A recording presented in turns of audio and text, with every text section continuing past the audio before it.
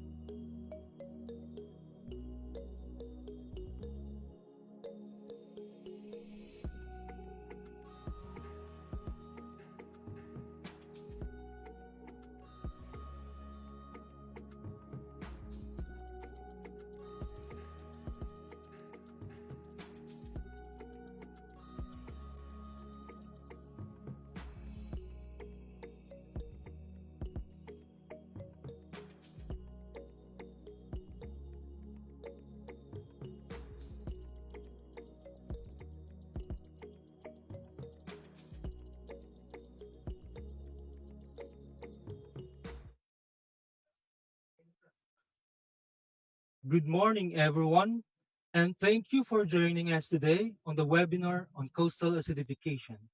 This webinar is one of Picard's pre-events in 2020 NSTW celebration. I am JP Trinidad from the Marine Resources Research Division of Picard, and I will be your moderator for this event. Perhaps some of you are unfamiliar of what coastal acidification is, or some might want to know more about it, or what is the science behind this phenomenon, how it occurs, and how it affects the life below the water, our marine environment and resources. Some might want even wondering on what are the impacts of this coastal acidification to human life. Be with us as we explore the causes of coastal acidification. and how it affects our lives and our natural resources. Today, we have four notable resource persons who will be sharing the results of their studies on coastal acidification. They will help us better understand the science behind this phenomenon and how it affects specific species and marine ecosystem. Without further ado, let us start today's webinar with the singing of Philippine National Anthem to be followed by a prayer.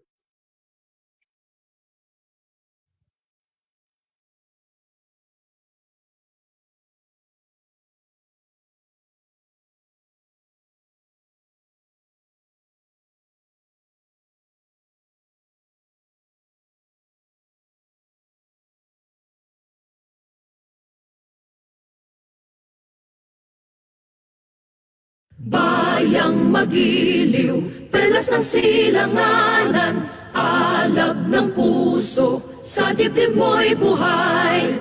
Lupang hinirang, duyan ka ng magiting, sa manlulupig, di ka pasisiil. Sa dagat at bundok, sa simoy at sa langit mong bughaw, may dilagang tula at awit sa paglayang minamahal. Ang kislap ng watawat mo'y tagumpay na nagniningning. Ang bituin at araw niya kailan pa may di magdidilim. Lupa ng araw ng walhatit pagsinta, buhay langit sa piling mo. Aming ligaya na pag may mga api ang mamatay ng dahil sa'yo.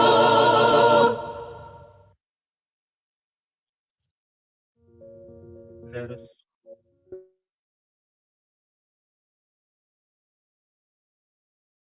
Let us pray. Our Almighty and merciful Father, we praise and glorify your most holy name. We thank you for your love, protection, and kindness. We come to you in the spirit of repentance. We lift our hearts to you, O Lord, and we acknowledge our dependence on you.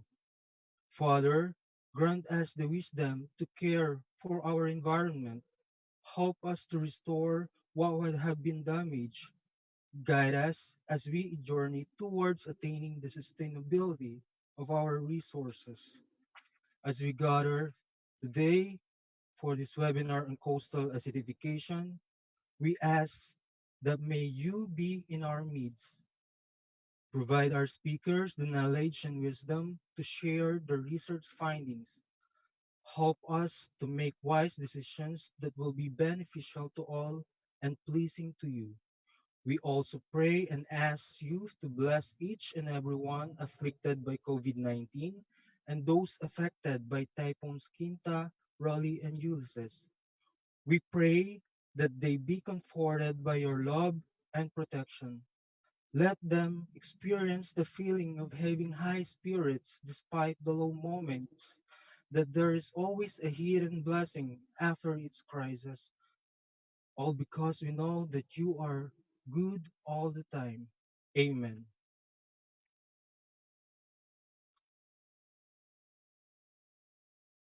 Moving on, let's hear the opening message from our Executive Director, Dr. Reynaldo B. Iborra.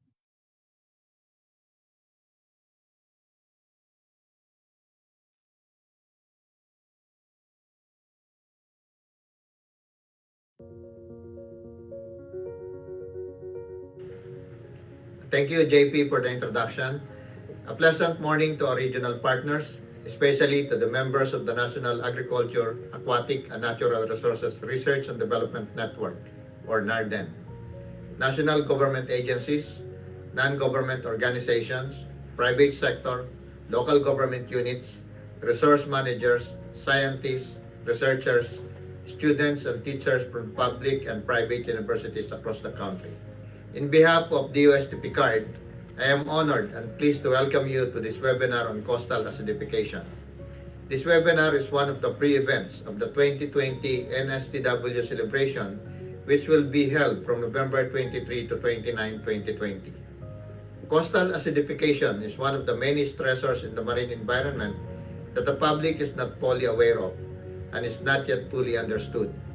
For these reasons, this webinar is being conducted. Most of the people are not aware of the harmful effects of acidification on the lives of the organisms beneath the ocean and on the integrity of the reefs. Neither we are well aware of our individual contributions brought about by our daily activities and how it will eventually affect our lives as well. Today, we are privileged to have with us four of the top marine scientists in the country who will explain to us what ocean acidification is. As project leaders, they will share the effects of coastal acidification on seawater carbonate chemistry, marine organisms, communities, and populations. These are examined to provide insights on how acidification as a stressor threatens food security as well as ecological and environmental stability. With these results, we are hopeful that eventually coastal acidification will be added and included in the existing management systems and policies related to biodiversity conservation, food security, and livelihood. We hope that through their presentations, our knowledge and understanding on acidification will be enhanced. I would like to thank our invited resource persons, Dr. Maria Lourdes and Diego-McGlobe, Dr. Aletta Yniguez, and Dr. Patrick Cabaitan, all from UP Diliman Marine Science Institute, and Dr. Wilfredo Roehl Licuanan from De La Salle University.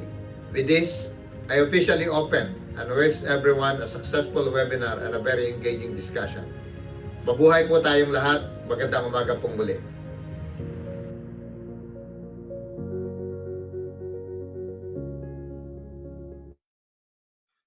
Thank you, sir, for welcoming our participants and for the informative message.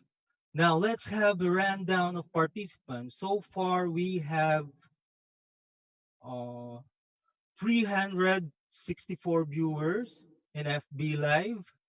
So we expected more than 1,000 participants today who have registered in our page. So we also have a number of viewers from outside the Philippines. So allow me to greet some of our participants. Good morning, watching from Cagayan State University. Hello, Glycinia. Miss Glycinia, hope I read your name correctly. Um, we have participants from Pampanga. Hello, Sir Romel Romanes Nuestro from, okay,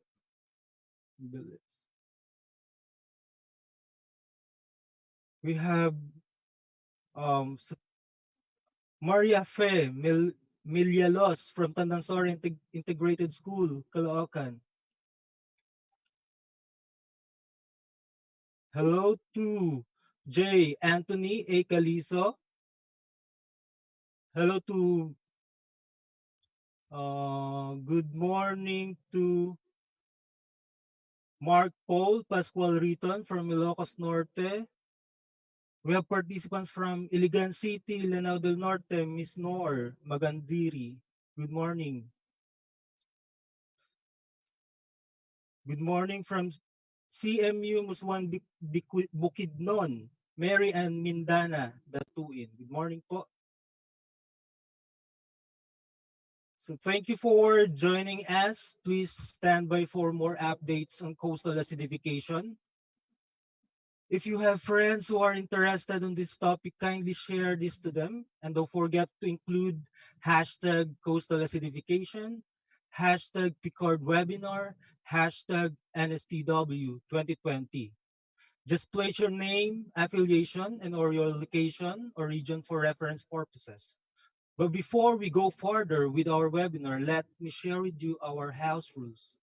So first, if you have comments or concerns on the presentation, please drop or indicate it on the comment box and include the name of the concerned resource person whom you want to address your question. And don't forget to mention your name and affiliation. So comments and questions will be addressed later as far as time permits during the open forum. Second, if there are questions that had not been addressed or answered due to time constraint, we will take note of that and we'll try to respond to this later. We have your contact details after all. You are required, and third, you are required to fill up a customer satisfaction feedback form before you get your certificate of participation. So the CSF link will be provided later after the webinar. So we hope everything is clear. So let's proceed to our virtual presentation. Our first resource person is Dr. Maria Lourdes Diego-McGlobe, a full professor at the UPD, the University of Philippines Diliman Marine Science Institute. Dr. McGlobe has a Ph.D. in chemical oceanography from Old Dominion University in Norfolk, Virginia, USA, where she received the most outstanding Ph.D. graduate in oceanography award.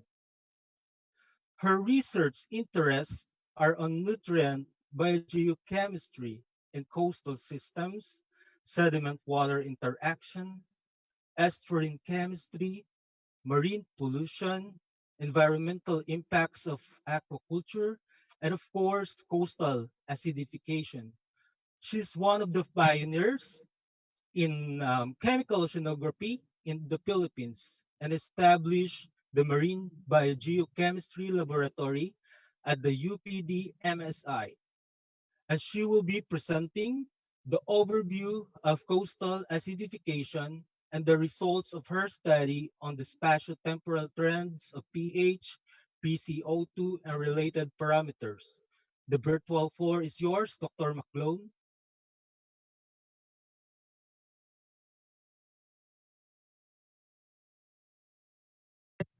Hello everyone, my name is Malu McLone and today I would like to talk to you about the acidification happening in our oceans and seas.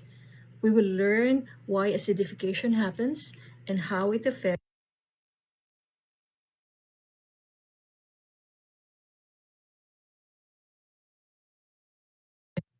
Hello everyone, my name is Malu McLone and today I would like to talk to you about the acidification happening in our oceans and seas. We will learn why acidification happens and how it affects the marine environment and resources in the Philippines. For my outline, I would like to define ocean acidification and coastal acidification and the difference between the two, then describe how acidification in general affects marine organisms, then move on to the research program we do on coastal acidification, which is funded by DOST PICAARD. In particular, I will talk about the effects of acidification on seawater chemistry, and my three colleagues will discuss the effects of acidification on marine organisms, communities, and populations. And finally, I will end the talk by looking at what we, you and I, can do to lessen acidification. Let's begin. On a global scale, the source of acidification is CO2, or carbon dioxide. CO2 comes from the burning of fossil fuel.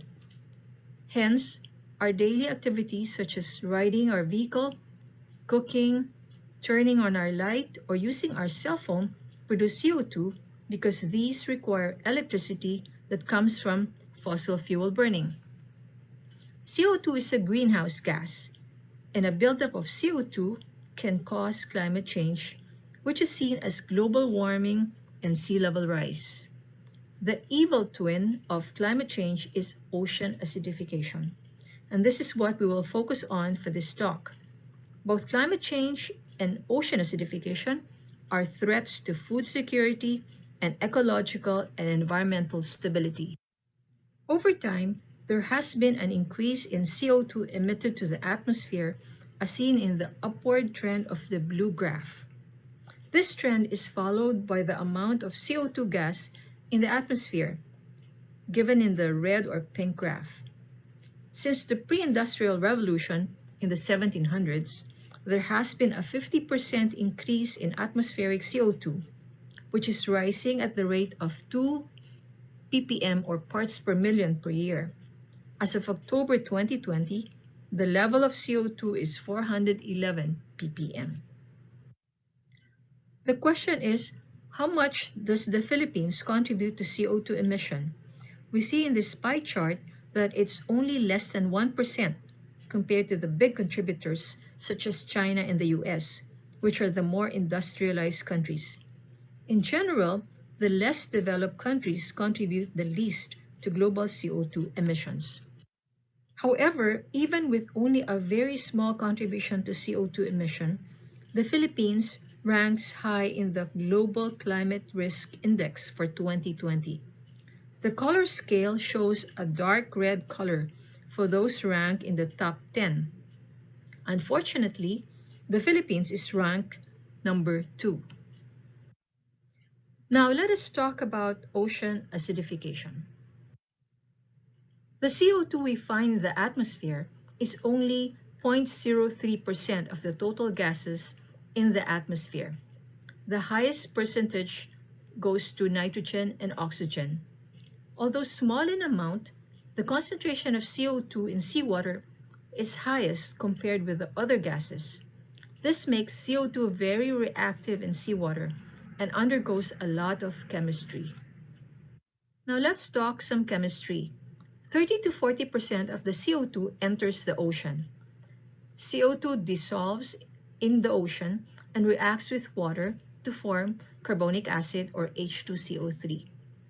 This carbonic acid dissociates to form bicarbonate or HCO3 and H+ or hydrogen ions.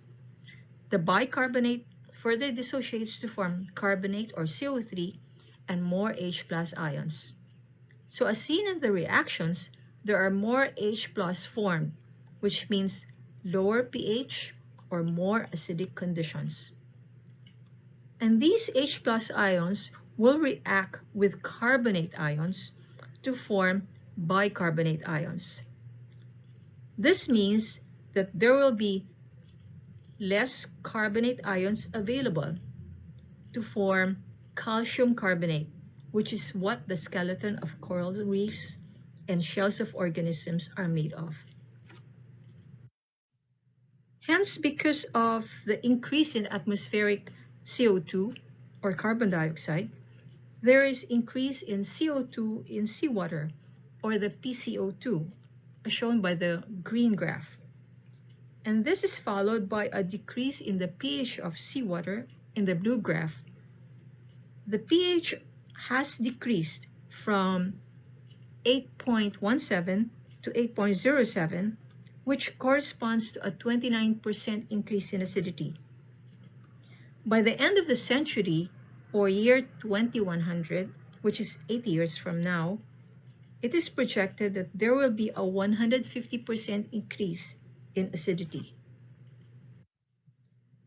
By definition, ocean acidification is the reduction in pH of the ocean over an extended period of time, which is caused primarily by the uptake of CO2 from the atmosphere.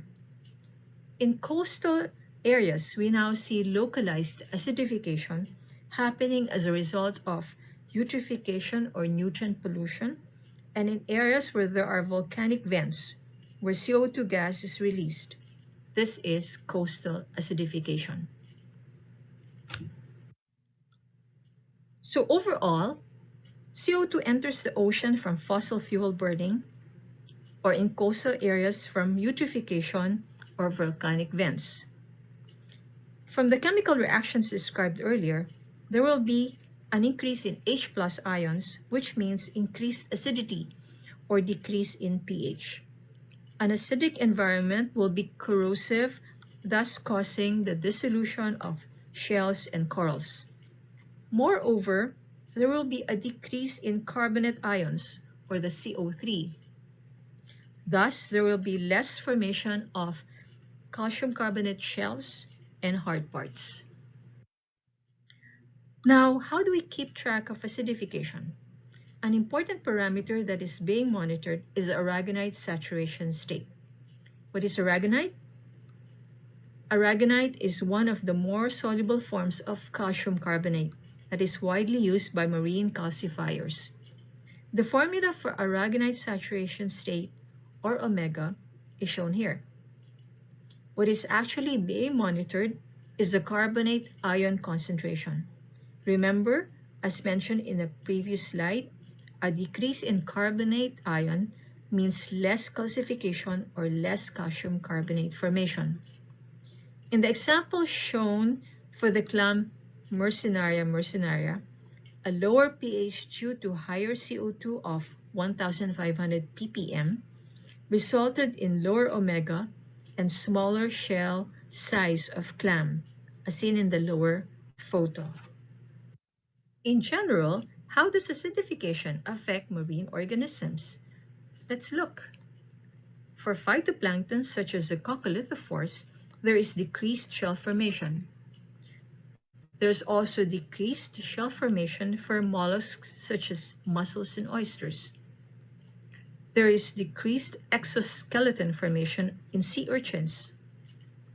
In corals, the corallite or skeletal material of the polyp is not formed. Moreover, with increased CO2, coral reef erosion is likely to outpace reef building. Acidification may have some direct effects on the physiology, behavior, and fitness of fish. The larvae of anemone can lose their hearing in acidic waters, thereby making them more vulnerable to predators. Marine plants are the winners. There will be enhanced photosynthesis for marine plants such as seagrasses and kelps because they are able to capture carbon dioxide and create a less acidic environment for the other organisms in their habitat. Now, how does acidification affect marine ecosystems? This is a diagram of a food web where you see the interconnection of organisms. Any increase or decrease in the abundance of any organism in the food web will affect other organisms in the web. For instance, if phytoplankton, which is at the base of the food web, is threatened by acidification, then organisms that consume phytoplankton will be affected. We see here a beautiful and diverse coral reef ecosystem, which can provide food and shelter for reef organisms. But because of the varied responses of species to acidification and other stressors such as warming, there will be changes in this ecosystem. Now, how does acidification impact human society?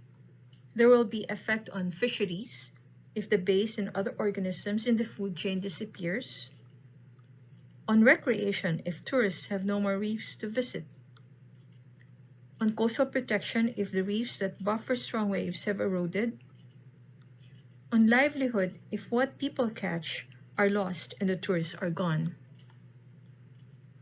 and on potential drugs or medicines from the sea if the organisms that produce them are gone. One example is Pyralt, a drug whose origin is a natural substance called omega-conopeptide, which is found in the venom of a sea snail. Pyralt is used as a painkiller. At this point, I want to talk about the research we are doing on coastal acidification. One project, which is Project 1, is entitled Spatio-Temporal Trends in pH, PCO2, and related parameters. In this study, we examine the effects of acidification on seawater chemistry. Why do we need to do acidification research in the Philippines? The reason is because in the National Climate Change Action Plan for 2011 to 2028 that established the Climate Change Act of 2009, there was no mention on the threat of ocean acidification. Only strategies and activities to address increasing temperature and sea level rise are in the Climate Change Act. Hence, we have to bring to light that ocean acidification is also happening together with global warming. The main objective of the Coastal Acidification Program is to examine the effects of acidification in coastal sites that experience a gradient in acidity and other stressors. The two sites chosen are Bolinao, Pangasinan, which is the map on the right. This area is affected by mariculture activities. And the other site is Mabini, Batangas, where volcanic vents are found. In Project 1, we have two objectives. One is to look at changes in carbonate and other environmental parameters at the sites over time, and the second objective is to use coral cores to reconstruct past conditions in the environment. Now, why is there acidification happening at the two sites? In Bolinao, Pangasinan, where mariculture is unregulated, there is eutrophication, which produces high organic load from accumulation of uneaten feeds and waste products. What happens is that when this organic matter is decomposed, as seen in the chemical reaction on the left, they release carbon dioxide or CO2, which makes the water acidic, as we saw in the slide on the chemistry of CO2. The other site is Mabini, Batangas, where we find volcanic vents that release bubbles containing CO2 gas, which makes the water acidic. So how do we study coastal acidification? We do a lot of seawater sampling, and we collect seawater in various ways. From the boat, we collect water samples using a Niskin sampler. We also do diver-assisted underwater sampling, and if we want time series data, we use the automated sampler. We also ask other researchers to collect for us from the respective study sites and send them OA kits that include bottles, preservative, and everything they will need to collect the sample, plus instructions on what to do and where to collect the samples.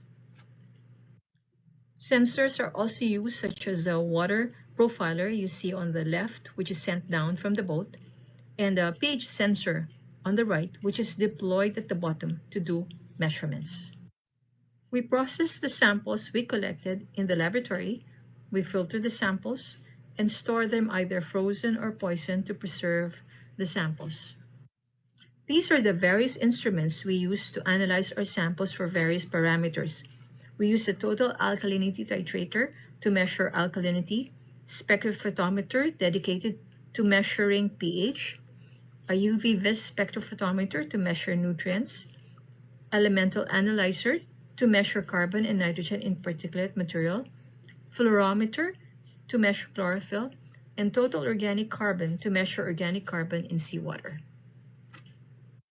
Coral cores are obtained and examined because they record past changes in the environment. Now let us look at some results. On the right is a map of Bolinao, where fish cages are in brown symbol and fish pens in green. You will notice that there are so many of them. So how does their presence affect water quality conditions in Bolinao waters? Here is a distribution of nitrate, which is a nutrient, on the left, oxygen dissolved in the water in the middle, and particulate organic matter in the right for waters of Bolinao. The circles represent concentration or amount, so the bigger the circles, the higher the concentration. We see that eutrophic waters with high nutrients, low oxygen, and high organic matter are seen in areas where there are many fish pens and cages in Bolinao. On the left is the distribution of pH in Bolinao waters. What is alarming is that pH values in Bolinao have gone down to pH 7.7, as we see in the time series profile on the top right. pH 7.7 is quite acidic compared to the normal pH of seawater, which is 8.2. Moreover, the pH we now are seeing in Bolinao mimics the low pH predicted for the end of the century, which is 2100. In Mabini, Batangas, right at the volcanic vents where bubbles come out, pH can be as low as 6.4. And as you move away from the vent, pH begins to increase. Actually, the low pH from the bubbles is seen only over a short distance, in centimeter scale from the source. An output of Project 1 is a pH map of the Philippines. To construct the map, we have pH data from 57 sites all over the country, and most of these are from sites of opportunity, meaning to say samples were collected for us by other researchers from their study areas. This pH map provides baseline information from which we can compare future changes in pH. It can also help identify areas vulnerable to acidification. We were also able to deploy the pH sensor in 6 areas, so we have time series trend of pH in those sites as shown in the insets. From the time series, the pH is more variable in coastal areas affected by human activities. So what can be done to lessen acidification? On a global scale, there is the Paris Climate Agreement, signed by 195 countries to deal with greenhouse gas mitigation and adaptation. The long-term goal of this agreement is to limit the increase of global temperature to 1.5 degrees Celsius. Then there is also the Sustainable Development Goals, which was established by the United Nations in 2015 with targets to be achieved by 2030. The goal of SDG 14, or Life Below Water, is to conserve and sustainably use the oceans, seas, and marine resources for sustainable development. In particular, SDG 14.3 talks about minimizing and addressing the impacts of ocean acidification. In 2017, the Philippines, through DNR, came up with voluntary commitments to SDG 14.3. This research will be useful in addressing acidification in the Philippines. On an individual basis, we have to do our share. We know that all human activities have direct and indirect contributions to CO2 increase. This is our carbon footprint. So what can we do to reduce our carbon footprint? We have to use more renewable energy, promote protection and rehabilitation of blue carbon ecosystems such as mangroves and seagrass because they sequester or capture CO2. Also, the sources of cultural eutrophication, or that caused by man, must be controlled and reduced because decomposition of organic matter can cause acidification. And it is very important to educate ourselves by, for example, listening to talks such as this, and moreover, to teach others what we learned. We can also be more proactive by keeping ourselves aware of environmental issues, joining organizations, and raising awareness by sharing information to others. And since most of you listening to this talk are high school students, you can pursue science because climate change action requires scientific basis for providing solutions. If you are interested, please get in touch with me or with the Marine Science Institute. Open ko na. Thank you very much for listening. With a very interesting and informative presentation, Dr. McGlobe. Indeed, coastal acidification is here and will continue to affect us in the years to come unless we do something in whatever small way we can contribute to lessen or mitigate the effects of coastal acidification. So our next presentation, so our next speaker is an associate professor at the UP Diliman Marine Science Institute. She finished her Ph.D. in marine biology and fisheries at the University of Miami, USA. Her research interests are on marine ecology, biological oceanography, ecological modeling, dynamics of marine system, and among others. Please stay with us as Dr. Aletta T. Yniguez shares with us the results of her study, Life at the Bottom of the Web, Who Wins or Loses in Acidifying Waters. The webinar is yours, Dr. Yniguez.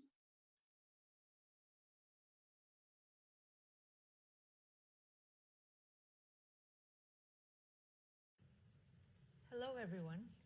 I'll be sharing some of the work we've been doing to look at the organisms situated at the bottom of the marine food web and how they can be affected by more acidic waters. And that's why the title of my talk is Life at the Bottom of the Web: Who Wins or Loses in Acidifying Waters.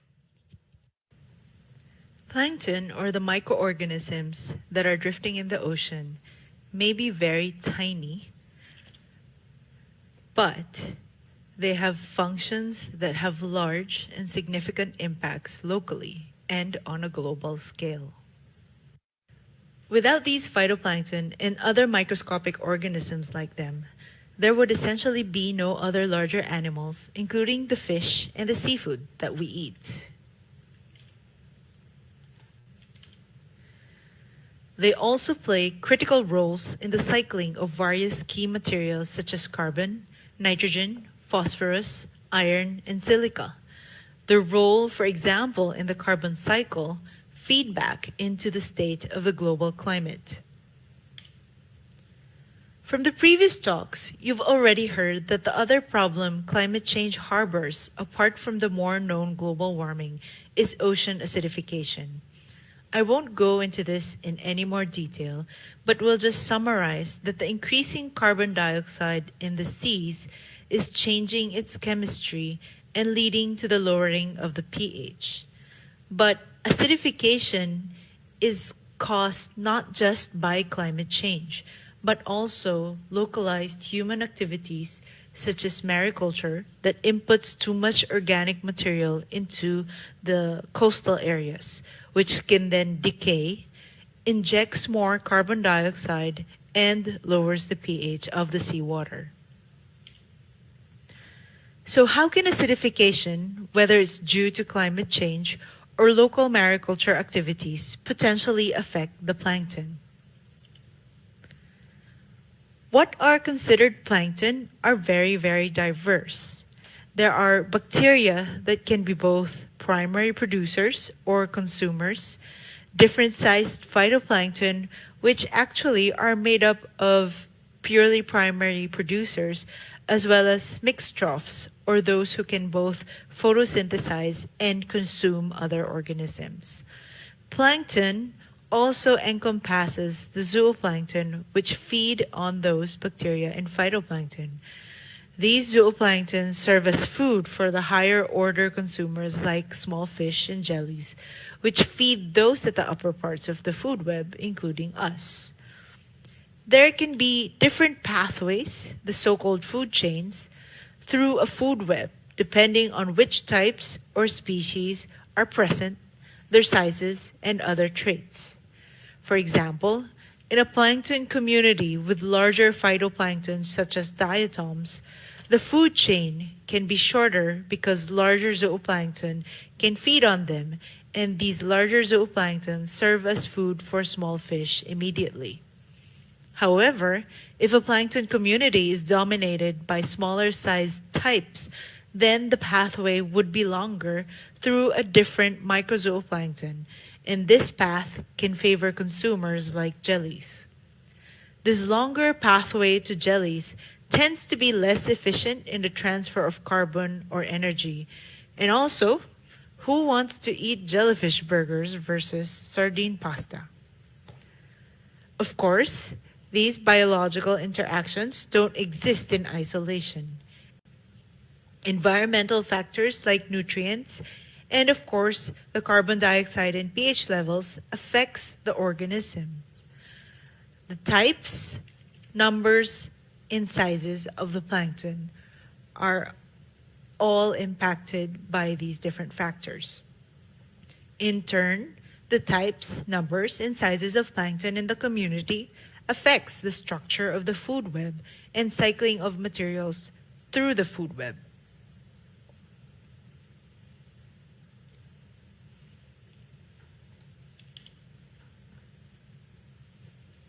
Apart from the communities and food web as a whole, we are also concerned about how acidification will affect specific species of interest, namely the species that have harmful toxins and cause fish kills, since it would not be good if these species would thrive in projected higher carbon dioxide and acidic waters.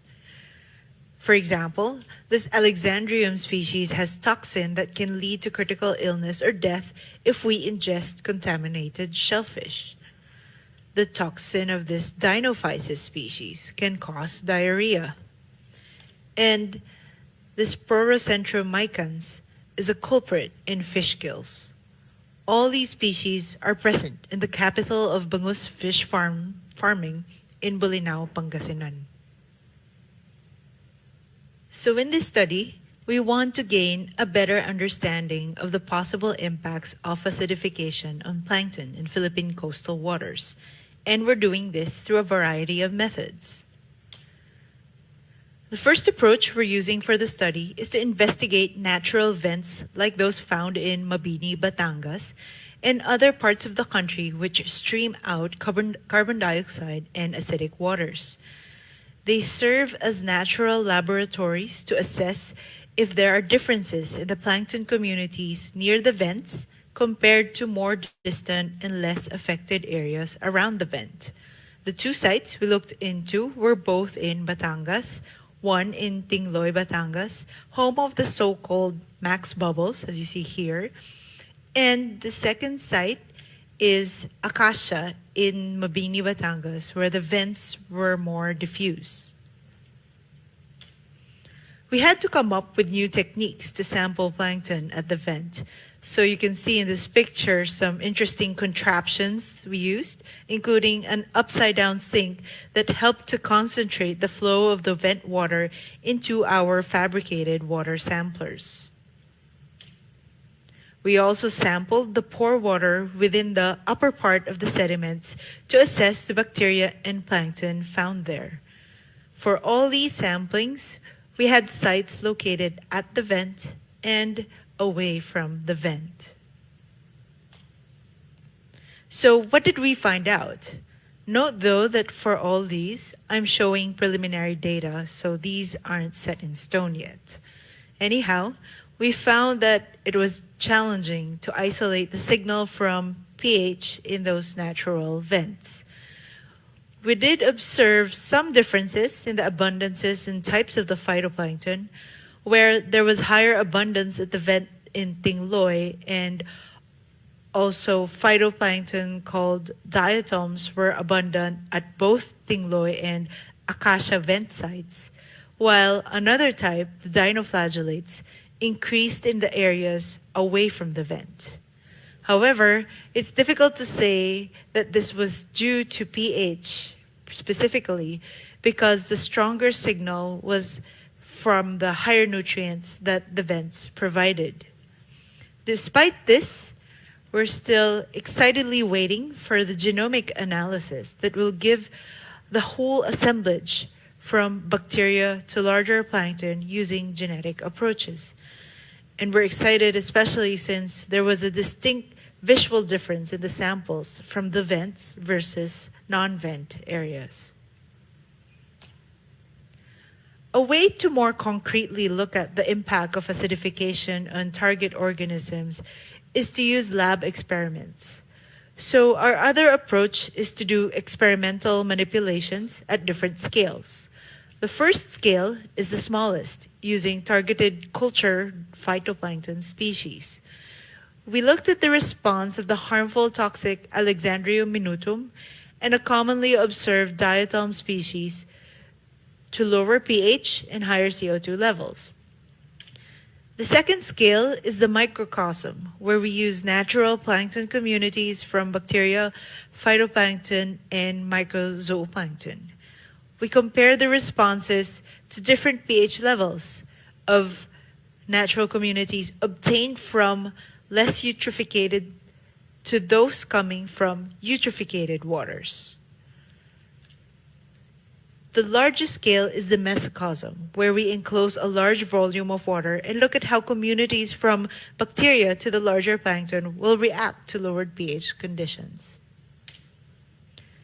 Initial results from the culture experiment point out that higher carbon dioxide and lower pH could enhance the growth of both the harmful species and the diatom Chaetoceros calcitrans. The lower pH might also cause at least a short-term spike in the toxicity of Alexandrium.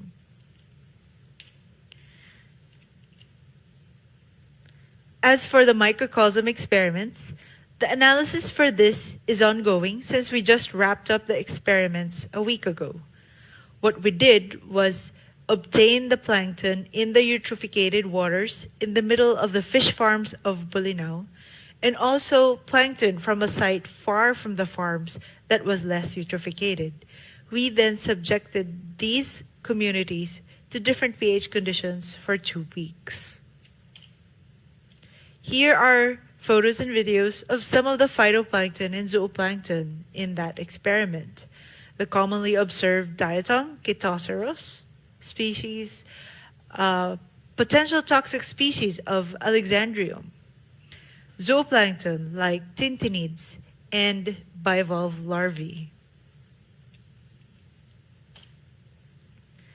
Lastly, the mesocosm experiments will be coming soon. We had to design and engineer together with mechanical engineers in UP the first ever mesocosm units in the country.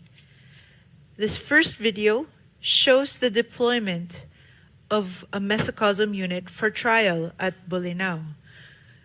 We secured it to an existing shellfish farm.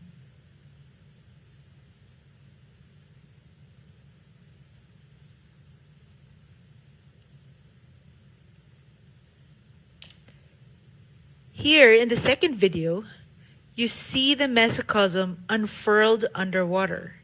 It's an enclosed column of plastic with a sedimentation collector sealing it at the end. It is 1.5 meter in diameter and 3.75 meters in length, enclosing about 5,000 liters of seawater that harbors a plankton community from bacteria to possibly even ichthyoplankton or the fish baby stages. Here's the illustration I showed earlier.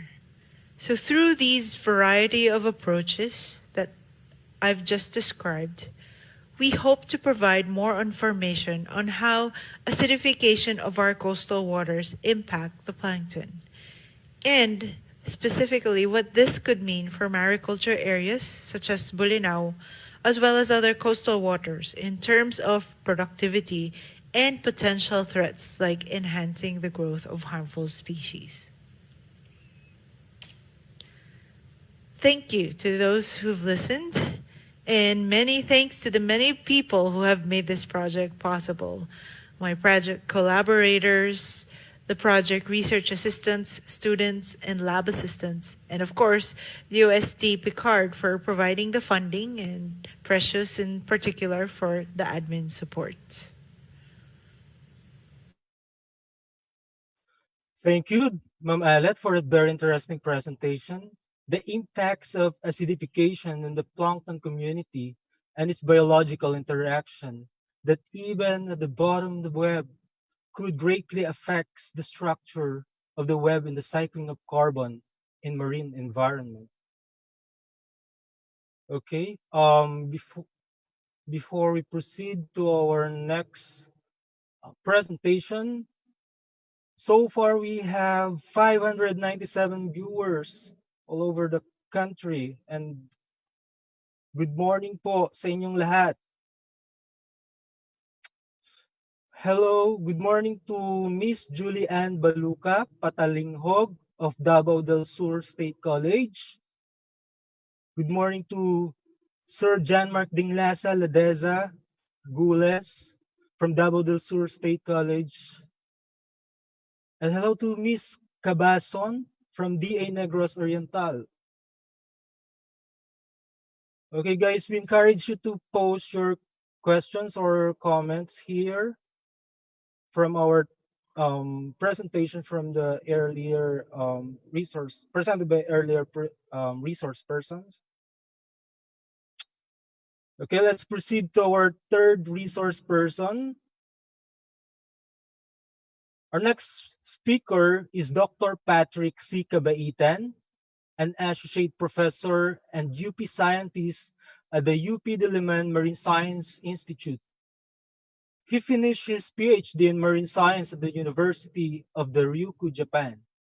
His research interests include community ecology, restoration ecology, and giant clam conservation.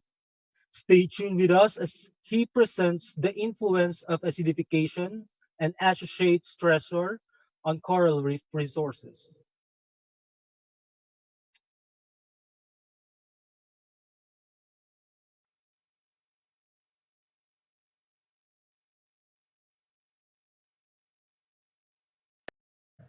Coral reef ecologist from the Marine Science Institute of the University of the Philippines. I am leading a Picard UST funded project that aimed to examine the influence of acidification on associated stressors on coral reef resources. These resources or reef organisms are ecologically and economically important. They help uh, maintain the health of coral reef ecosystems and provide ecosystem services to humans. Coral reefs are one of the most biodiverse and productive ecosystems on Earth. Corals and other benthic organisms, like sponges, algae, and giant clams, provide shelter and food to other reef organisms, including fishes. These fishes, in turn, provide food to humans. In addition, because of the fascinating colors and forms of plants and animals in coral reefs, they attract tourists and provide ecotourism services. Many of the coral reefs are under threat. Coral reefs that are exposed to disturbances such as fishing, destructive fishing, and runoff from land are in rapid decline and may not be able to recover from disturbances quickly, especially if these disturbances are happening all the time. On the other hand, disturbances such as ocean warming usually occur during warm months. Ocean warming can cause coral communities to bleach and die. However, we do not know yet much about how Philippine reef communities respond to ocean acidification, which is what the current project aims to examine. When reef communities are affected, how do they recover from disturbances? Recovery starts with reproduction. Most of the reef communities reproduce by spawning or releasing millions of gametes into the water column, which allows fertilization of eggs. Fertilized eggs then undergo development for a few days until they become well-developed larvae. Once larvae are ready to settle, they look for hard and stable substrates to attach to and grow.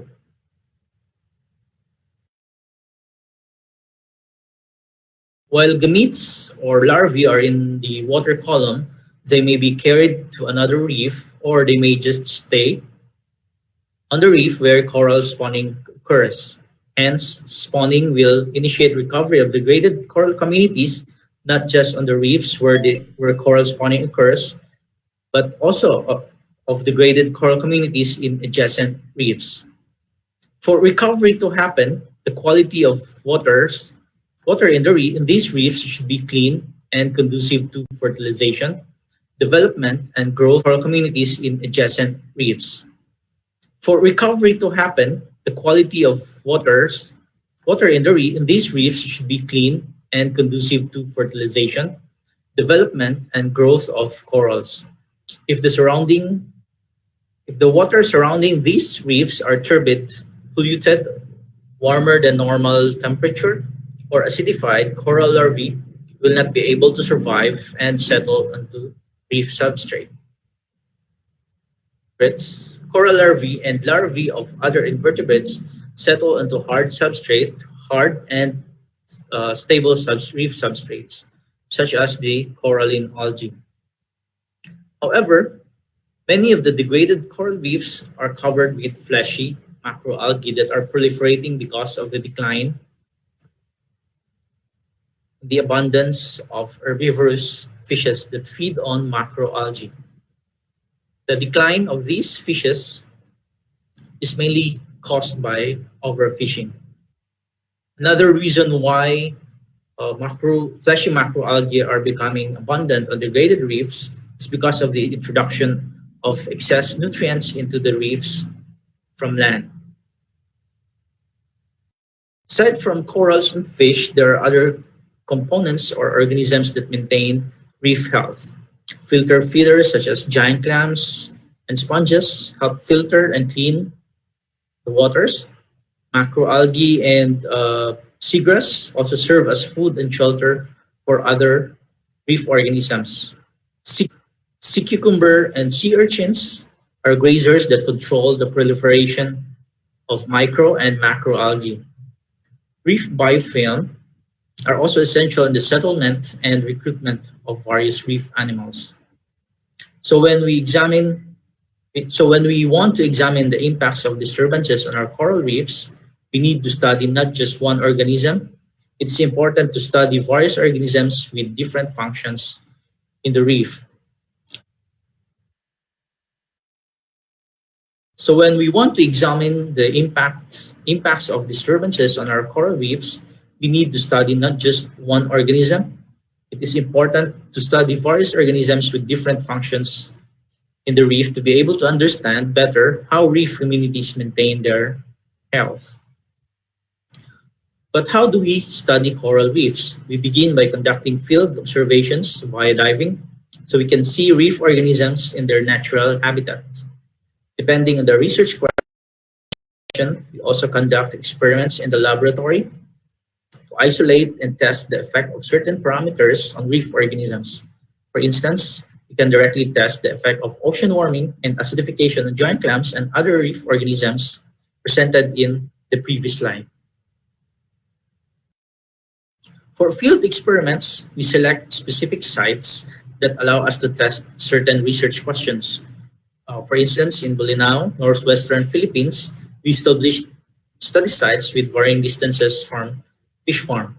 Here, we wanted to test whether nutrient effluents from fish farm would impact the water quality of the adjacent reefs that would consequently affect reef communities. So why would fish farms generate nutrient effluents? In this location, fish farms are being farmed for food. Milkfish are fed with fish feeds that are highly nutritious. Excess feeds that are not consumed by the fish would cause the nutrient level in the waters to increase, consequently making the waters near the fish farm more turbid and acidic compared to sites that are far from fish farms, which usually have clearer water. In this study, we put recruitment tiles on reefs with increasing distances from the fish farm and see what types of organisms settle and attach onto the tiles. Remember that reef site 1 is more turbid and acidic compared to reef site 3. We found out that more fleshy organisms like ascidians, sponges, algae attach onto the tiles near the fish farm.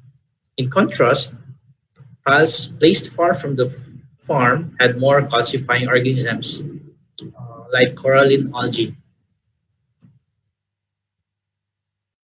Higher cover of crustose coralline algae leads to higher coral recruitment, which is good for recovery of degraded coral communities. Here's an example of a calcifying macroalgae, Sporolaton, that got eroded when exposed to a more acidic water. The exposure to acidified water also affected the growth and calcification of these species. As mentioned in the previous slide, more sponges were observed on recruitment tiles placed near the fish farm with more acidic waters. However, not all sponges are resilient to ocean acidification. Sponges with calcareous skeletal elements perform poorly, whereas sponges with glass-like skeletal elements perform very well. This difference has implications on the filtering capacity and proliferation of sponges when exposed to acidic water. Giant clams are another type of filter feeder found on the reef. The filtering capacity of giant clams are impaired or damaged when they are exposed to ocean warming and acidification, as shown in both laboratory and laboratory using juvenile clams and in the field experiments using adult clams. This finding provides implication that shell and clam fisheries and aquaculture in acidified waters will be compromised and damaged. Here, we expose the juveniles of sea cucumbers and sea urchins to different ocean warming and acidification treatments and examine their grazing activities. Ocean warming and acidification have been shown to reduce the grazing activities of sea cucumber and sea urchin based on hatchery experiments. This finding has implications on the grazing capacity of these organisms when a reef is exposed to ocean warming and acidification. These grazers control the proliferation of microalgae and macroalgae that are essential in the settlement and recruitment of other reef organisms.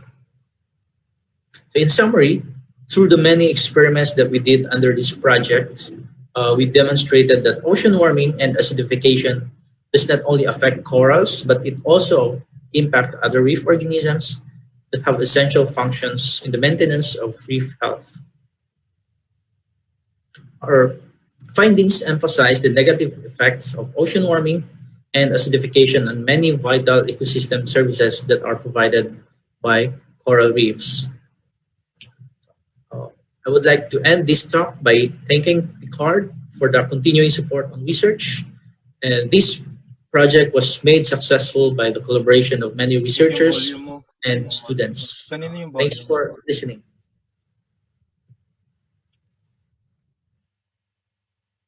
But,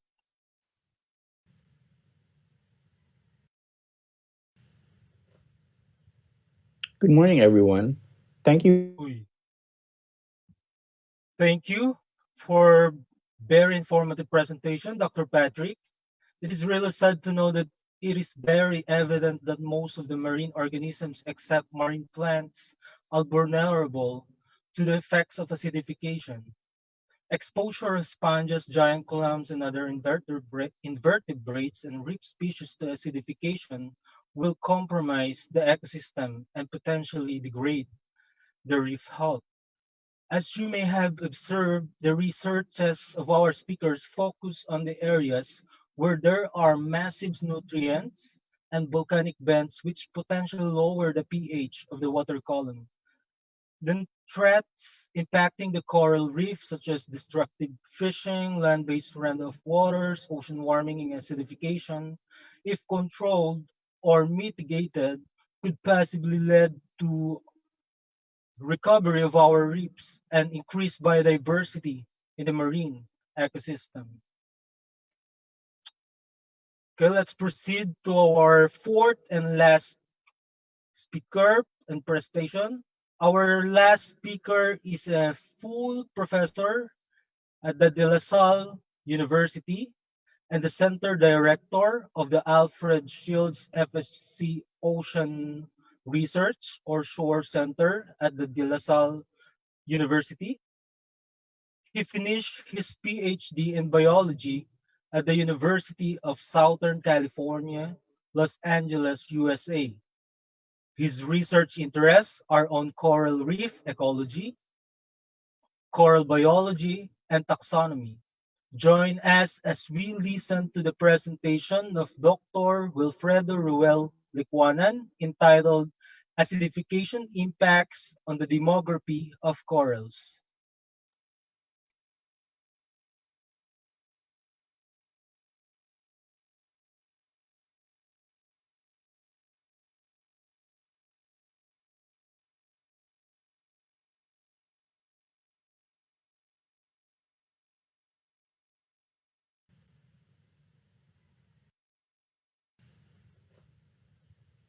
Good morning, everyone. Thank you for attending our session this morning. I am Dr. Wilfredo Licuanan of De La Salle University's Brother Alfred Shields Ocean Research Center, or Shore Center for short. And I am here to tell you about Project 4 of the Coastal Acidification Program Project 4 is entitled Acidification Impacts on the Demography of Corals. As my colleagues from UP explained in the earlier presentations, the Coastal Acidification Program deals with the so-called other CO2 or carbon dioxide problem, and that is the reduction of pH or the increase in acidity of the ocean waters. The CO2 that's causing this could come from the atmosphere, from excess nutrients and organic matter decay, or volcanic vents under the sea. As our project title indicates, our focus in Project 4 is the impact of acidification on corals, particularly their demography. Demography is defined as the study of the size, composition, and distribution of organisms across space over time. Our organism of interest are reef-building corals. Our project has four main phases, and our project generally is more observational rather than working with manipulative experiments. Our observational studies are then coupled with computer modeling and simulation to allow us to examine various what-if scenarios and see what their implications are. These observational studies that provide the data for our computer models and simulations come from the tracking of coral demography in places and reefs where a coral stressor such as sedimentation, nutrient enrichment, or acidification is present, shown here in red, or where the stressor is absent or less, shown here in green. So we deal with sedimentation, the excess nutrients, and acidification, and try to distinguish their impacts. We also work in locations in different towns and provinces to see, for example, what the effect of their different thermal histories are, as shown by these plots of sea surface temperature intensity and duration. And to look at acidification, most of our work focuses on another source of CO2 that causes the acidification underwater, and these are vents, volcanic vents that release carbon dioxide into the water column, like this one in the town of Tingloy, Batangas, which, despite its size, is only able to modify the pH or acidity at the scale of centimeters and meters, thus making its effect on the demography of corals harder to measure. To follow demography, we apply various imaging techniques at various scales. Sampling, for example, 1,900 square meter stations with 50-meter transects and smaller 4 by 4 meter plots. We have to work at various scales of a hierarchy. We have multiple sites at 3 locations. Each site has a pair of stations, and each station, as shown in the previous slide, is monitored with multiple transects and fixed plots. The reason for the work at various scales in a hierarchy is because the stressors that we are trying to distinguish the impact of operate at different scales. For example, and as I showed earlier, volcanic vents that we work on produce acidification at the scale of centimeters and meters, that is at individual monitoring plots, while sedimentation is usually at the scale of entire stations and sites, and bleaching because of ocean warming operates at the scale of entire locations, that is, at the scale of entire towns and provinces. So the CO2 vents affect individual plots and stations Sedimentation affects multiple sites, and warming that leads to coral bleaching affects entire locations. I mentioned earlier that much of our work on the demography of corals involves the use of images and advanced imaging techniques such as this, where we are able to make three-dimensional mosaics of corals, which improves our ability to detect changes and sizes in the sizes of the corals and their abundance. We also track by tagging and monitoring individual coral colonies to see if they die, grow, shrink, or lose as they lose tissues, or even get divided into smaller pieces. That happens because corals are made up of repeating modules, and so they can shrink and fragment. So the colonies that we track through these techniques, we try and see how many and under what conditions do these colonies not grow or shrink, and their ability to reproduce. And the numbers that we get from these monitoring studies are incorporated into matrices such as this, and we use these matrices to model and simulate the effect of various stressors on population size and also on the size structure of these populations. Size structure referring to the relative abundances of the different sizes of coral of that population. The transition matrices also allow us to project the impact of various intensities of ocean warming and consequent bleaching.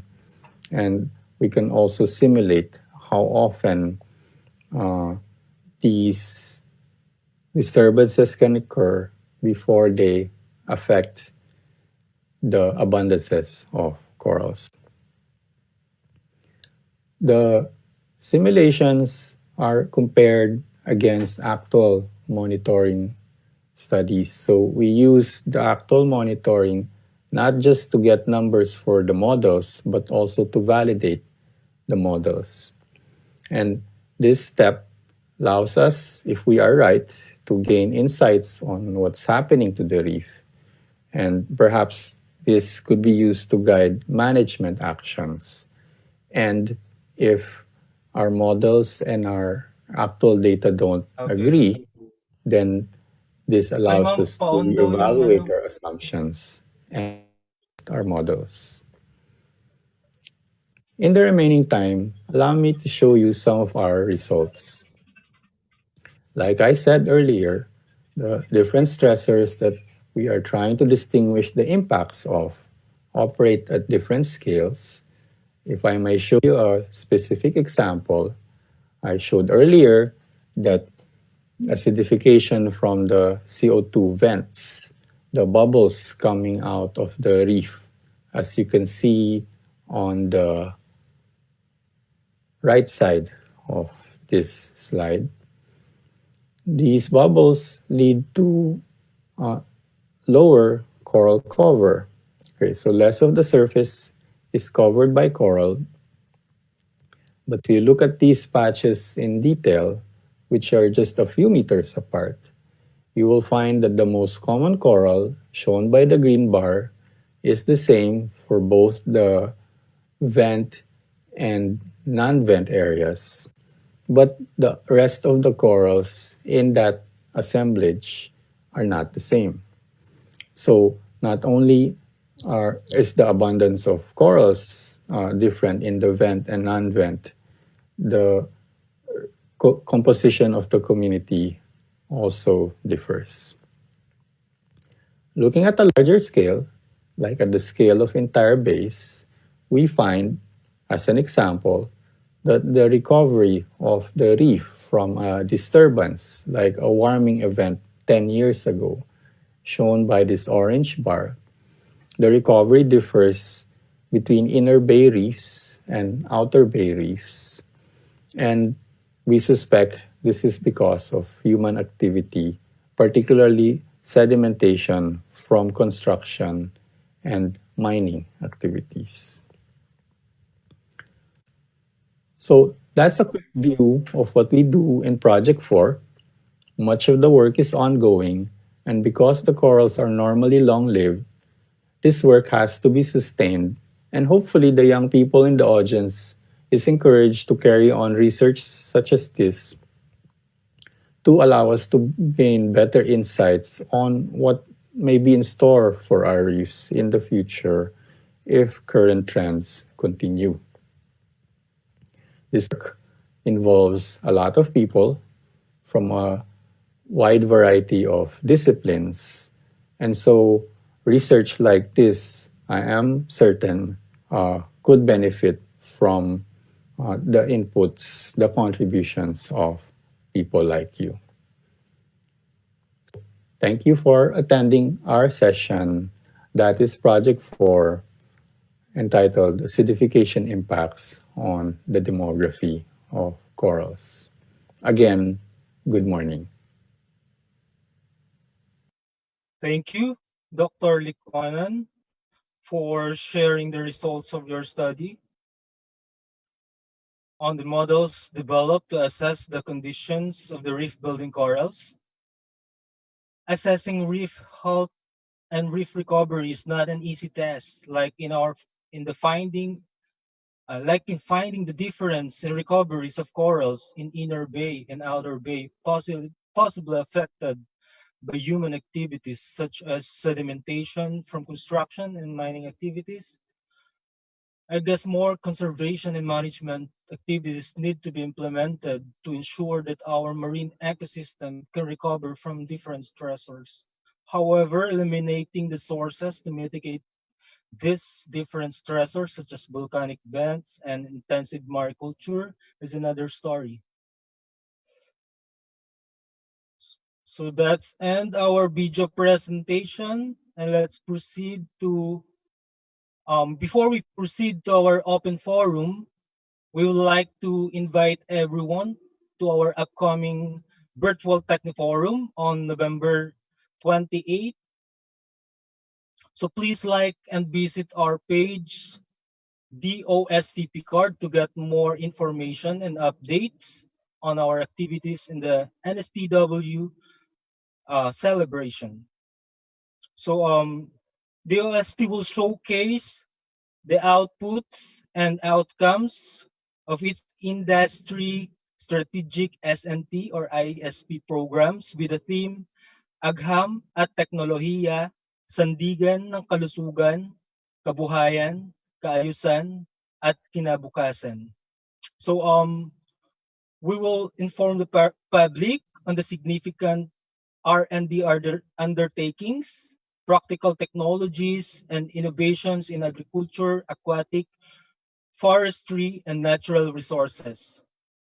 And we will also share possible livelihood opportunities. So we also share our initiatives in adapting to the current COVID-19 pandemic situation. So please note that the NSTW celebration will be on November 23 to 29, 2020. Okay? So far, we have 776 viewers. So let me greet some of our participants. So we have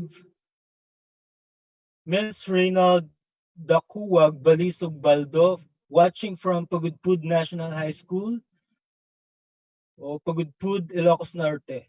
We have Miss Cheryl Sabado Domingo from Mayantok, Tarlac. Good morning, Mom. Good morning, Miss Arlene Uyami Bitara from the College of Science, Palawan State University. We have here Kim Tomales watching from Mindanao State University at Naawan. Hello po. Hello to Miss Celia Aceda from Silliman University, Dumaguete City.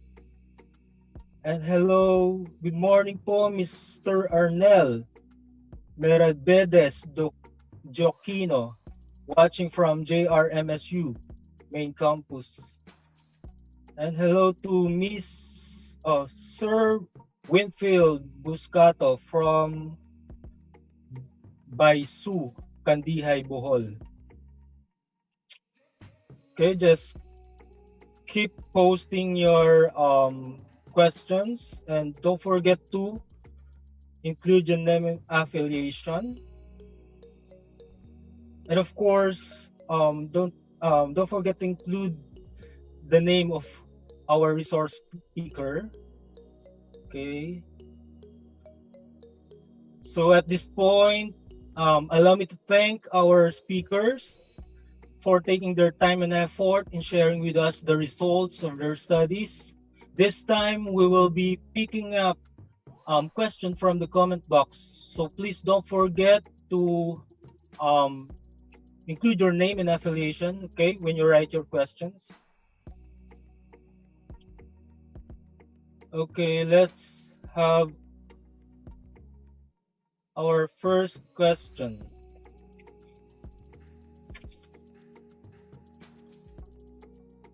Okay, have here, will coastal acidification decrease our shoreline protections and aggravate coastal hazards like inundations and erosion? So anyone from the group could answer this po? Ma'am Dr. McGlobe? Hello. Yeah, as mentioned kanina, the reefs, for example, can buffer, waves, big waves, so that can protect the shore. And aside from reefs, there's also the mangrove ecosystem that can help. So definitely there is benefit to keeping the reefs intact because of their role in protecting the coast. Okay, ma'am. Thank you po. Next question.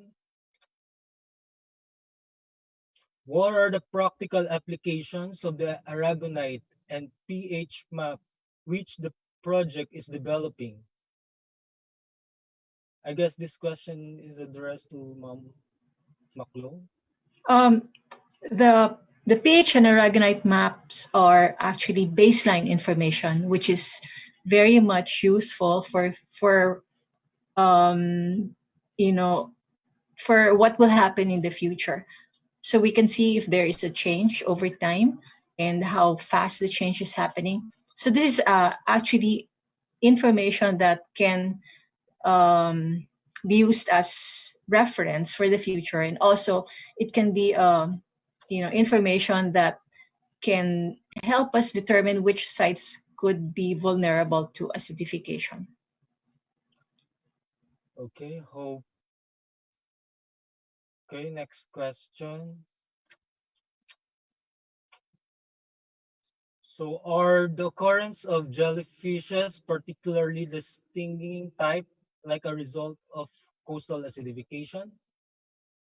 I guess this question can answer by Sir Patrick. Sir, please unmute your mic. I think Aletta can better answer that question. Okay, Ma'am Aletta. Well, I think the occurrence of jelly, for example, yung increase na in other areas, some have been more documented because of increased temperature and also yung overfishing. But yun nga, I think we're still catching up on what the role is of acidification because it's tied up with all those other factors. It's not just, you can't just say na yun na yun. So there might be a role, but it's a long-term change. But we need to see how it plays out with all those other factors. Then. Thank you, Mom. I guess I, anyone from the group could add? Doc, Doc Al? If I may comment while the questions are still fresh, one of the challenges, and I think it's quite obvious in all our presentations, is we're dealing with multiple stressors acting simultaneously, and and these stressors are rather widespread. For example, in the question concerning coastal integrity, erosion, inundation, that sort of thing. Uh, oh, Climate change leads to warming. Warming means the oceans expand, and so sea levels rise.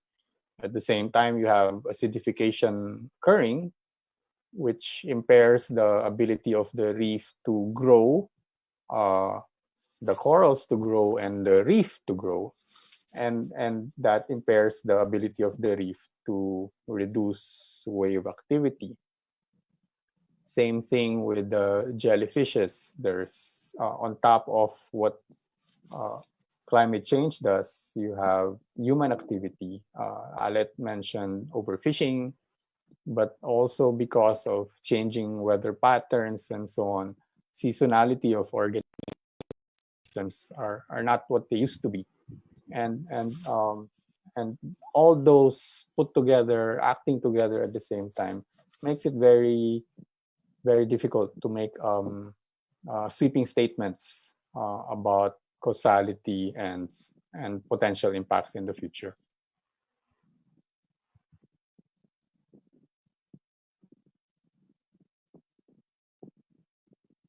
Thank you, Sir Al and Ma'am Alet for answering the question.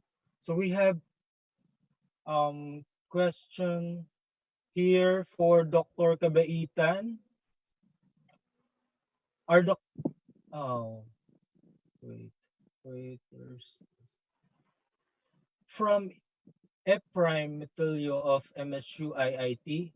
Why would grazing be reduced among sea cucumbers and sea urchins under the conditions You mentioned.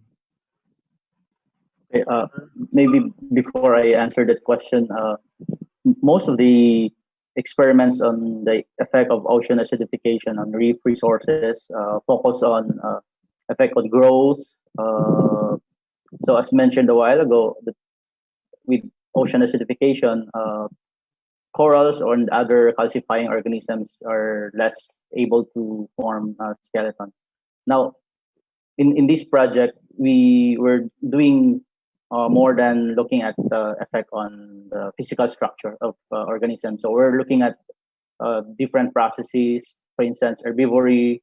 So for fish, it's known that when they are exposed to ocean acidification, the sensory systems are impaired.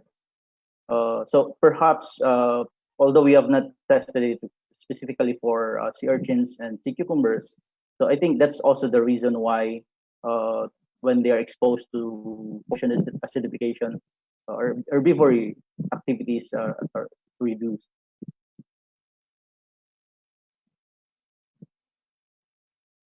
Thank you, sir, for addressing the question. Next question is, we'll pick our next question. Does low pH aggravate the occurrence of harmful algal blooms? Mamalet? Like I said in my presentation, this is what we're trying to see how if it can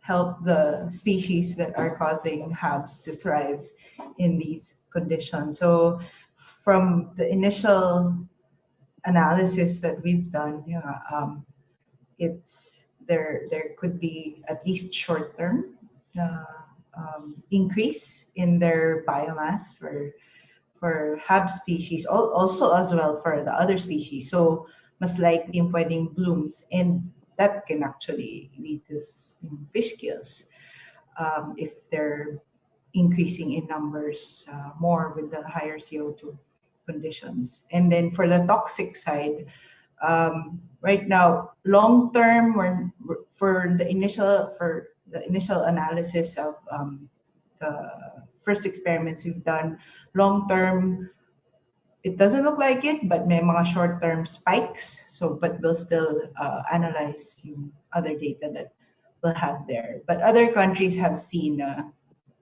for their hab species, it can increase CO2 and lower pH can actually cause some of the hab species to increase. So that's something to look out for, especially for our mariculture areas. Thank you for the question.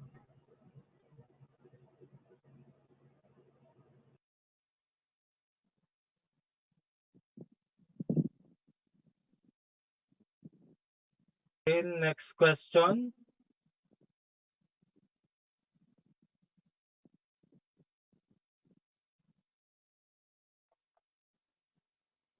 Okay, we have now 448 viewers. So for those inquiring, if you can get your certificate, yes, maybe later after you fill up on CSF. So I guess the CSF link is posted in the comment box already.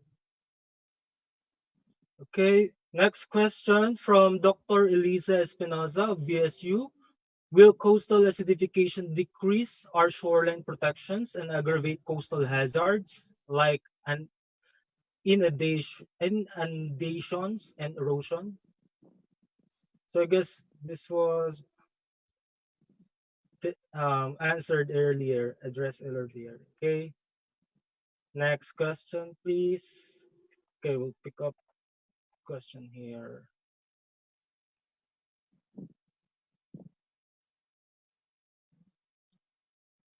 Next.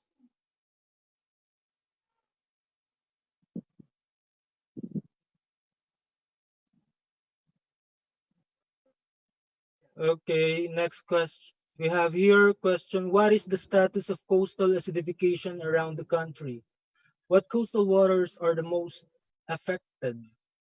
So anyone from the group? Mom, Dr. McGlobe? Based on our pH map, areas that are very eutrophic or have nutrient pollution, for instance, like mariculture areas, aquaculture areas, and where there are discharges of wastewater, you get quite a bit of organic material coming in that's decomposing, which causes acidification. So those areas are really vulnerable to acidification.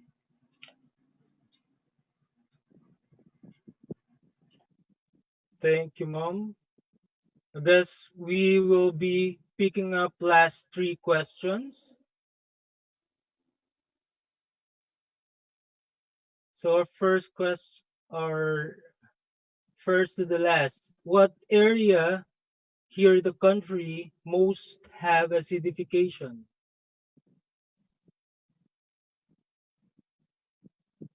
Anyone from the group? From our 50 plus sites, hindi naman lahat na cover na kasi.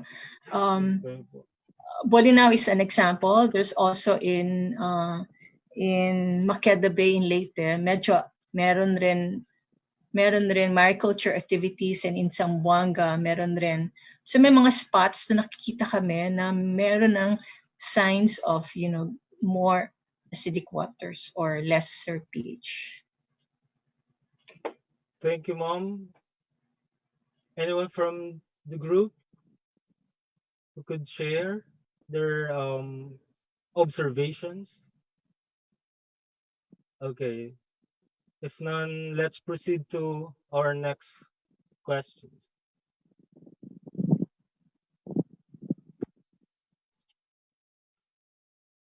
Okay, here's a question. How can affect the acidification to our marine species? Is it dangerous or not? From John Mark Dinglasa. Okay, anyone from the group? Mamalet? Sir Patrick?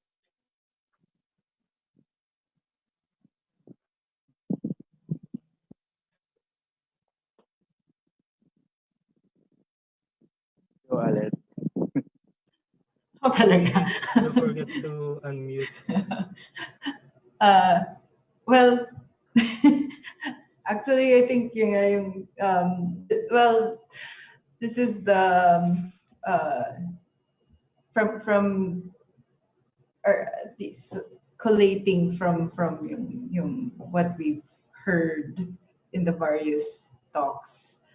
It's there is I don't know if you can say it's dangerous, but it can have a negative effect on some of our marine species. So they're the calcifying corals or your invertebrates, and also some of the it might change or alter the ecosystem in food dynamics for the plankton as well, which can have negative implications in terms of for us humans and for the resources that we're obtaining from the ocean. So I think that's all I can say for that. I don't know, Al, maybe you want to add something to that. Yes, Miss Roehl, Universe can question. you add? I can add. So, Uh, for my project, since we're focusing on the benthic communities, so as mentioned, hindi lang siya, ocean acidification won't just affect uh, organisms, I mean, different marine organisms physically. They can also affect in different processes. So as mentioned a while ago, coral reefs, when they get disturbed, damaged, they recover first by settlement of larvae of many organisms. So if the substrate is not anymore conducive for settlement, likely recovery of degraded communities will be will be less likely to happen. And then, so aside from settlement, I also mentioned about grazing. So grazing is also important in the recovery of degraded coral communities. So I think that's for the benthic community aspect. So maybe Sir Al can add more. Daya nyo. Kung ikaw ay kinagat ng isang langgam, except maybe kung allergic ka, hindi siya delikado. Kung kinagat ka ng isang libong langgam, then likely delikado na yun. Okay. So what we're seeing with our research is we have these individual effects on the ecosystem, individual organisms, individual processes, like was mentioned by my colleagues. And put together, they potentially could have grave implications. But the reason parang nagtuturuan kami kung sinong sasagot is because you're asking us to project from what are essentially small scale studies and extrapolate to the entire country. And that's not really realistic given the information we have, and that's why you can see the hesitation in making sweeping statements. So that's, I think, the best I can do at the moment, and I believe my colleagues will agree with that too. okay, thank you, Sir Al, Mamalet, and Sir Patrick for sharing your comments or opinions on this. So we have last two questions pa po. So let's have this. How much dissolution of exposed deep water coral skeleton is expected as the aragonite saturation shows? From Mike Dan Lopez po. Doc Al or Sir Patrick? Anyone from the group po?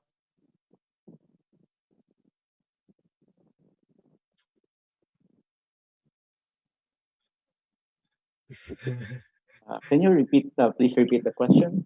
Okay po. How much dissolution of exposed deep water coral skeleton is expected as the aragonite saturation shows?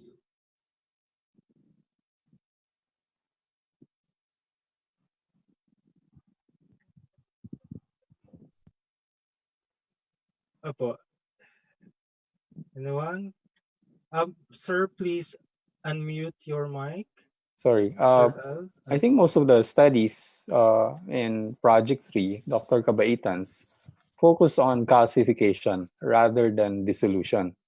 So it's the production of new skeleton rather than the erosion of existing skeleton. So I'm not sure if anybody in the program is looking at dissolution uh, and bioerosion. I think it's the NOAA guys who are looking at that. Thank you, sir. May dagdag lang ako. Baka we can also look at it some sign of dissolution probably from the coral cores. Maybe the extension rates are changing over time, and that's an indication that there is some sort of slowing of the growth, but at the same time baka meron ring dissolution effect, but we still have not looked into it closely. Thank you, Mom. So maybe just want to add, yeah, Sir Al was correct that we were more interested on calcification. One of the initial results of Project 1, we look at the Porites cylindrica that are in acacia, where you have the bubbles, and then we also look at Porites cylindrica. I mean, Porites, massive Porites in other sites. So they've observed that lower growth rates in areas with that are more acidified. So thank you, Sir Patrick and Sir Al and Dr. McGlobe. So let's pick the last question.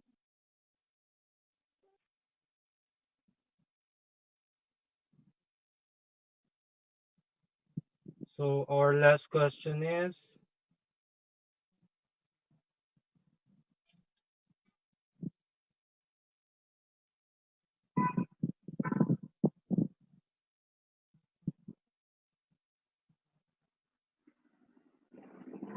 so is the waters of Manila Bay acidified?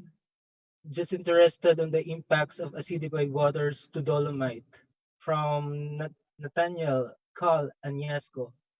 Anyone from the group who could comment on this? In general, there are areas in Manila Bay that have lower pH. And as far as the effect of dolomite, actually, I don't, if reducing Asian, if that's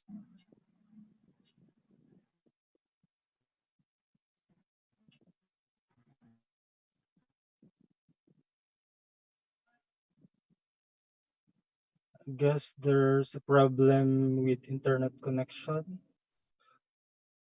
Dr. McGlobe. Anyone from the group could comment on this? Add up on this? Okay.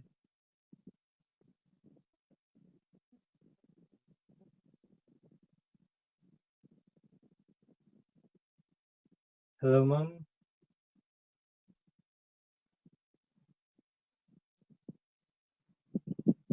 Hello, Dr. McGlobe. Can you repeat your comments earlier?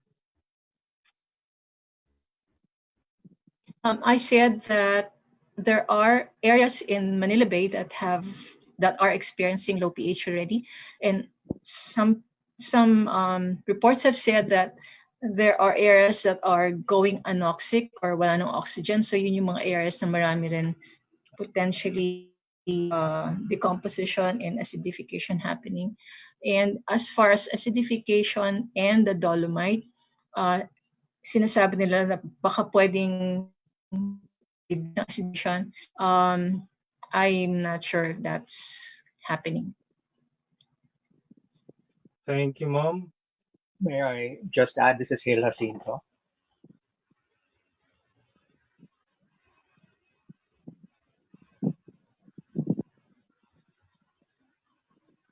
Can I just add to that, please? Go ahead, sir. Yeah, in Manila Bay, where you have hypoxic or near anoxic areas, which it would be near the bottom, the near bottom waters will likely be more acidic than the surface waters. And we have episodic hypoxia in Manila Bay. So during those times and periods, and that's particularly true when we have stratification during the southwest monsoon during the rainy season. So we have much more pronounced hypoxic areas and more extensive. So near bottom waters tend to be a little bit more acidic, and as would be expected in the surface waters. We also need to realize that where you have freshwater discharge, you could argue that the freshwater is actually has a lower pH than seawater. So you could say, okay, those areas naturally would have a lower pH than the pH of seawater, so maybe more acidic. So I think, and where you have, of course, a lot of organic discharge and nutrient discharges, mouth to the Pasig River, maybe even Bulacan River near mariculture and aquaculture sites, you would expect to have also slightly lower pH in these areas than in other parts of Manila Bay. Thank you. Thank you, Sir Dr. Jacinto. Let's end our Q&A or open forum. Thank you to our resource persons. So for other announcement, for those requesting for a copy of presentations, we will send them through your email. So ano po, we'll get back to you later po, no? Through email na lang. So before we end our webinar, let's hear closing remarks from Dr. Marian M. Acidera to be read by Miss Adela Corpus. Sabihin nyo. Magandang umaga po sa ating lahat. In behalf of our Division Director, Dr. Marian M. Acidera, allow me to read her message, and I quote, Dr. Reynaldo B. Ebora, our dynamic resources speakers from the UPD Marine Science Institute, Dr. Maria Lourdes McGlobe, Dr. Aletta Yniguez, and Dr. Patrick Cabaitan. And from DLSU, Dr. Wilfredo Roehl, Licuanan, and to our over 600 participants of this webinar, from the academe, research, government, and private agencies, a pleasant good morning.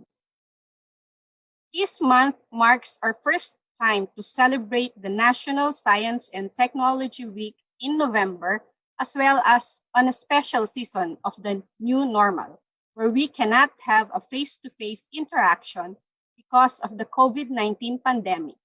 But thanks to technology that we have various platforms such as Zoom meetings, webinars, and social media live streams to still be connected.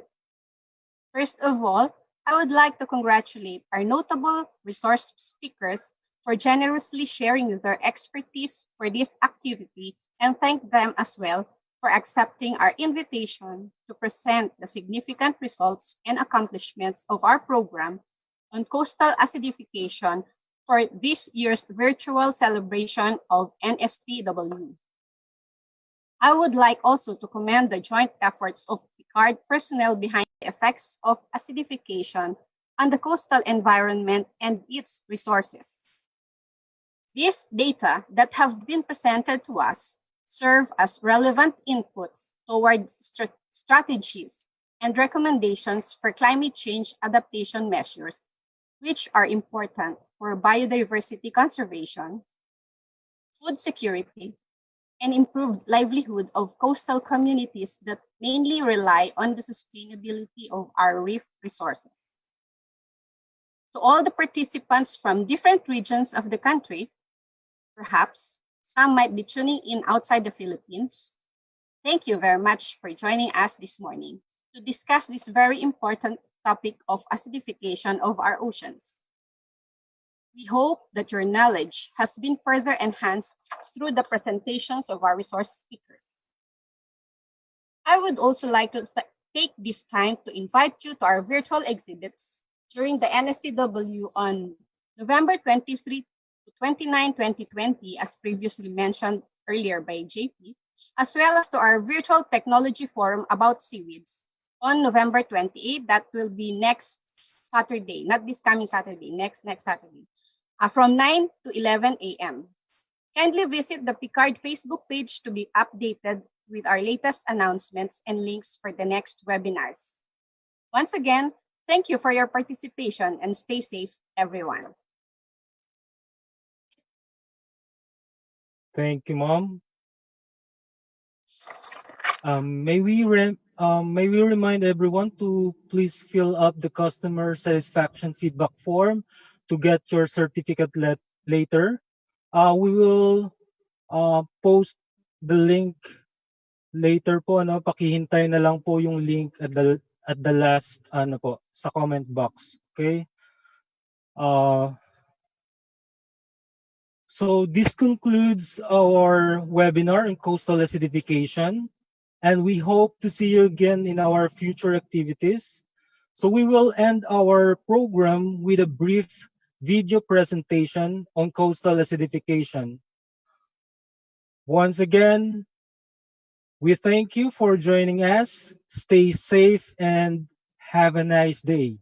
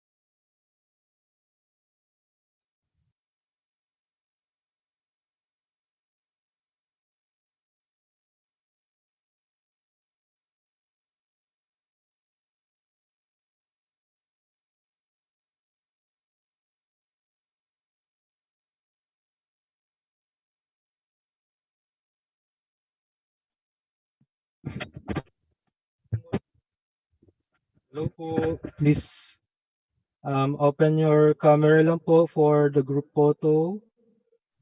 Ma'am, maraming salamat po sa inyo, Nina Sir. Naka-online si ma'am, naka-join naman siya sa atin, kaya lang hindi kaya nung kanyang connection. That's why I had to read her message. Thank you. Kung wala na si Al. But hindi na ito naka-FB Live, di ba? Hindi na po, hindi na po. Eileen, yung camera mo, mag-quick lang po. Thank you po sa inyong lahat. Thank you. Thank you too. Ito po yung aming maiden webinar experience. Oh,